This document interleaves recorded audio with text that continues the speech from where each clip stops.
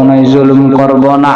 আমার আল্লাহ রাব্বুল আলামিন ডাকতে বলবে, বান্দা তোমাকে অনেকবার সুযোগ দেওয়া হয়েছে, তুমি শোনো নাই।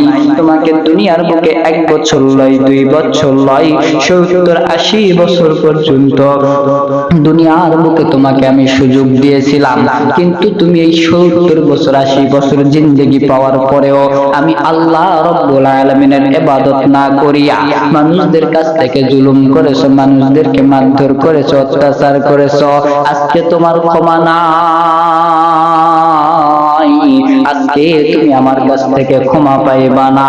ও আমার বাবাজি, আমার বন্ধুগণ, বাপ ভাই বন্ধুগণ, কারণ নাম ধরে আমি বলি নাই কে কার উপরে জুলুম করতেছে, কিন্তু মনে রাখবে যেই ব্যক্তি দুনিয়ার বুকে জুলুম করিয়া অন্ধকার কবরের ভেতরে চলে যাবে,